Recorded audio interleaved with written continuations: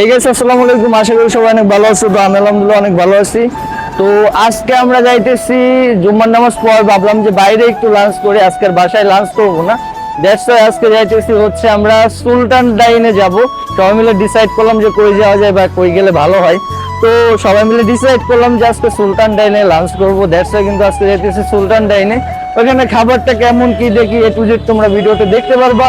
তো আজকের ব্লগটা আই হোপ স্পেশাল হবে, সবাই একদম শেষ পর্যন্ত দেখো, আশা করি তোমাদের ভালো লাগবে। তো গাইস তোমরা অনেকদিন ধরে গেমিং ভিডিওগুলো মিস করতেছিলা, গেমিং চ্যানেলে কিন্তু আমি ভিডিও দিতে পারতেছিলাম না। তার কারণটা হচ্ছে আমি ঢাকাতে আসার পরে এখানে কিন্তু আমার গেমিং কোনো টেবিল ছিল না, চেয়ার ছিল না, দ্যাটস ওয়াই কিন্তু আমি এই কয়টা দিন ভিডিও দিতে পারি নাই।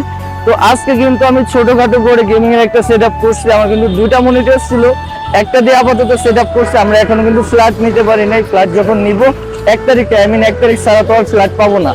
তো 1 তারিখে যখন ফ্ল্যাট নিব তখন কিন্তু আমরা ফুল সেটআপের একটা ভিডিও দিব, তখন দেখতে পারবা। তো এইখানে আমরা বেশি সময় নষ্ট না করে একটা রিক্সা নিয়ে ডিরেক্ট চলে গেলাম মিরপুর 1-এ। তো গাইস ফাইনালি কিন্তু আমরা মিরপুর 1-এ চলে আসছি। সামনে দেখো সুলতান ডাইন, এন্ড এখন আমরা যাইতেছি ভিতরে। চলো দেখা যাক এখানে কি কি পাওয়া যায় বা ওদের স্পেশাল আইটেম গুলো আছে ট্রাই করব।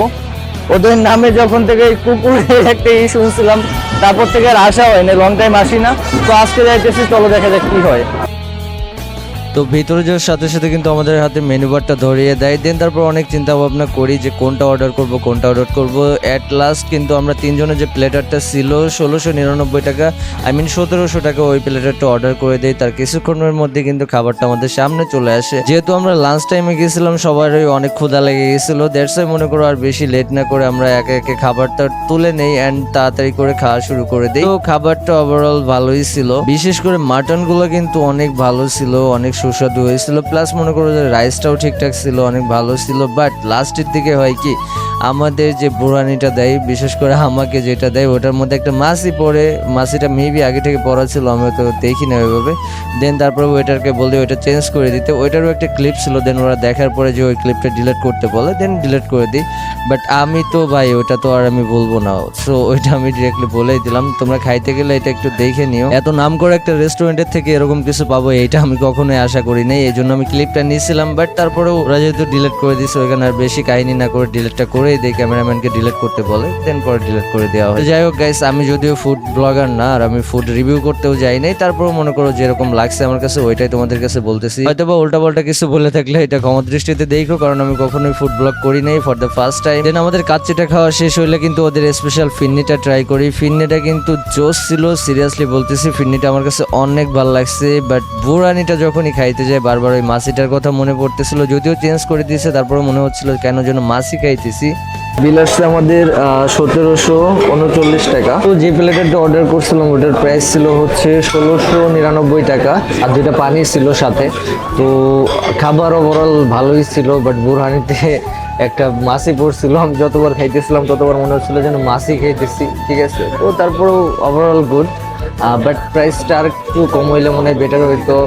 1250 টাকা সামথিং, 1200 টাকা থাকলে মানে বেস্ট একটা কম হইতো। তিনজনের যে প্লেটারটা 1200 টাকা হলে মেবি বেস্ট হইতো, ঠিক আছে, তাহলে সবাই এটা নিতে পারতো। তাছাড়া খাবার মোটামুটি ভালোই ছিল। তো এখন বিলটা পে করি এন্ড ফটাফট চলে যাই।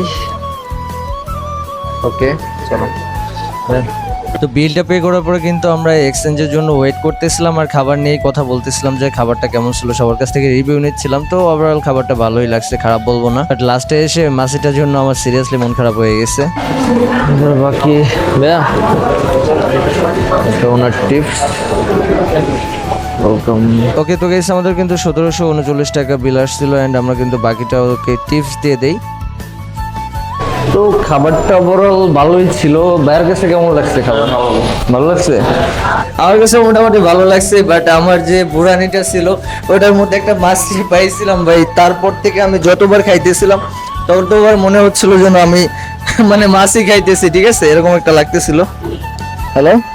দেন খাওয়া দাওয়া শেষ করে আমরা একটু ঘোরাঘুরি করে দেন ডিরেক্ট বাসায় চলে যাই। তো গাইস আজকের মতো ব্লগটা এই পর্যন্তই। নেক্সটে কোন জায়গায় যাবো বা কি টাইপের ব্লগ দিলে ভালো হবে অবশ্যই কমেন্ট করে জানাবো, যেহেতু ব্লগ সেক্টরে আমরা নতুন, সবাই অবশ্যই কমেন্ট করে জানাবো। আর আজকে ব্লগটা কেমন ছিল অবশ্যই কমেন্ট করে জানাবো। সবাই ভালো থেকো, সুস্থ থেকো, আল্লাহ হাফিজ গাইস।